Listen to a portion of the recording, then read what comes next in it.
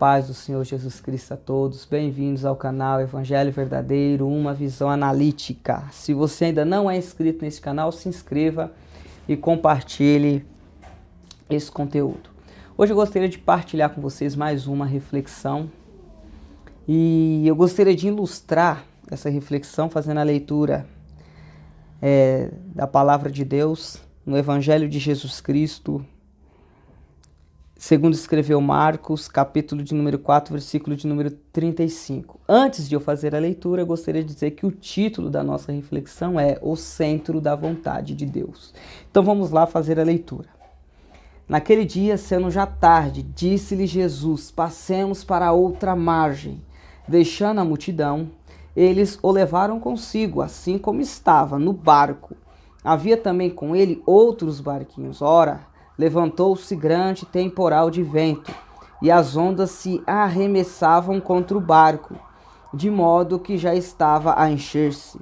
Jesus estava na polpa dormindo sobre uma almofada. Os discípulos o despertaram, dizendo: Mestre, não se te dá que pereçamos?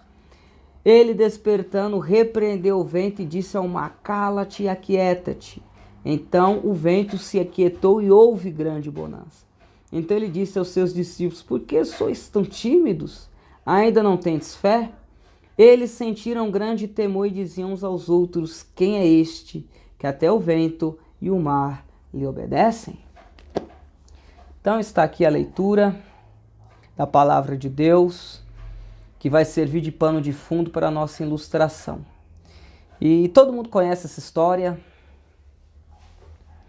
Jesus queria ir para o outro lado da margem, convida os seus discípulos, e no meio do percurso acontece essa tempestade, os discípulos ficam desesperados, despertam o mestre repreende o mar, surge uma bonança, e Jesus também repreende a incredulidade dos discípulos. Vamos aqui destacar uma lição, ou algumas lições dessa passagem aqui sobre a tempestade. Primeira lição: o centro da vontade de Deus era estar no outro lado da margem. Todavia, no meio desse percurso tinha uma tempestade. Então o que a gente pode entender? Que para a gente estar no centro da vontade de Deus, muitas vezes a gente vai ter que colecionar problemas, desafios, dificuldades e etc. Todavia, essa conclusão que a gente acaba de extrair não corresponde com a realidade das pregações atuais.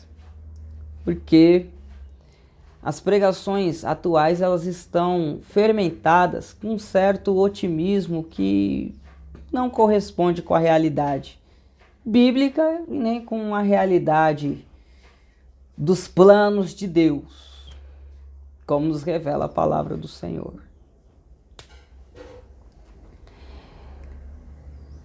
Que tipo de otimismo é esse? Bom, 95% das pregações elas trazem esse tipo de frase de efeito. Olha, o tempo de cantar chegou. Esse é o ano da vitória.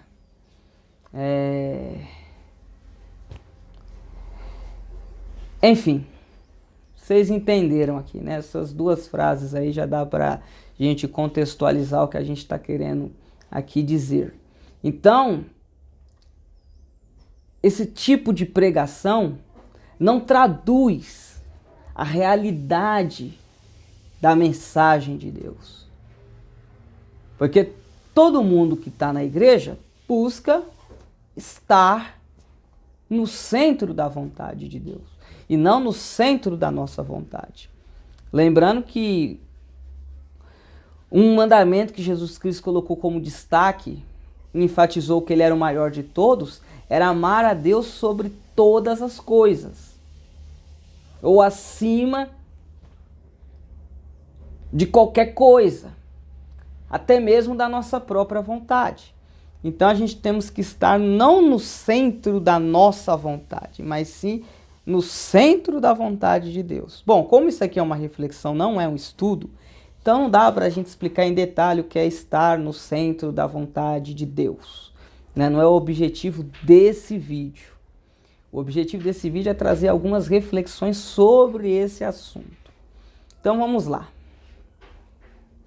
O objetivo de cada um estar na casa de Deus é estar no centro da vontade de Deus. E a gente observou aqui que para isso muitas vezes a gente vai ter que colecionar problemas, colecionar dificuldades, colecionar desafios. Então como que eu posso pregar quase que diariamente que eis que é chegado o tempo da vitória, eis que é chegado o tempo de cantar, eis que... Enfim, como? Se fosse uma vez ou outra, tivesse um intervalo nessas pregações, mas não. A gente não vê um intervalo com outros assuntos, como conserto com Deus, preparação para entrar no reino dos céus, mudança de caráter. Não, a gente não vê esse tipo de intervalo dessas pregações que eu citei de um certo otimismo com esses outros assuntos. A gente sempre vê essas pregações como um assunto predominante entre os outros. Tá certo? Então, se o objetivo da gente em estar na igreja é procurar estar no centro da vontade de Deus, como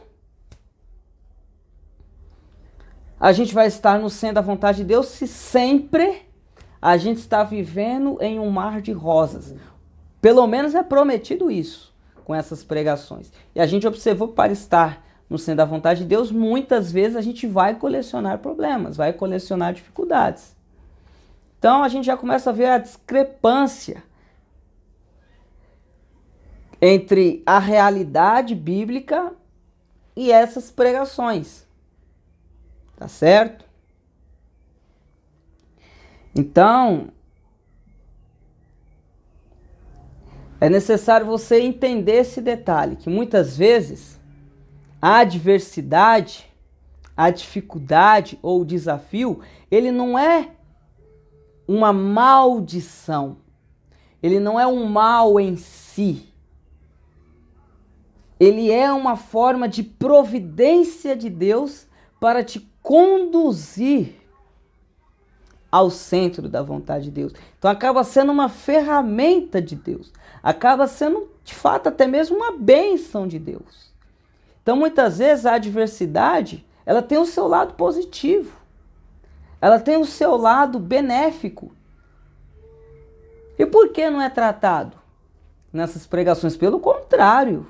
Essas pregações, esse tipo de problema é visto como um mal, uma maldição, algo que está atrapalhando os planos de Deus e muitas vezes não, está cooperando para os planos de Deus.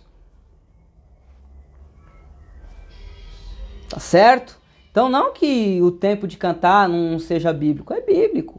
Não que Deus não possa transformar esse ano no ano da vitória. Isso pode ocorrer, não estou dizendo que essas frases de efeito são erradas. O que eu estou dizendo é a frequência delas. Ou seja, elas são pregadas frequentemente, como se o mal ele não pudesse ter um espaço na nossa agenda. Como se a adversidade não tivesse um minutinho de espaço no nosso cotidiano. Ela não pode. É errado. Caso isso aconteça, tem algum problema? Não. Às vezes faz parte do processo de Deus. Tá certo? E isso entra no que Jesus Cristo mesmo falou, na repreensão que ele fez aos discípulos. Ora, vocês não têm fé? Será que essa adversidade ela anula os planos que eu tenho contigo? Ou comigo? Será que a adversidade anula? Por que vocês são tão tímidos, tão incrédulos? Por que vocês não têm fé de mesmo com toda essa adversidade, vocês acreditarem que o objetivo vai ser concretizado, que é estar no outro lado da margem. Ou seja, essa adversidade ela só faz parte do processo para a gente chegar lá.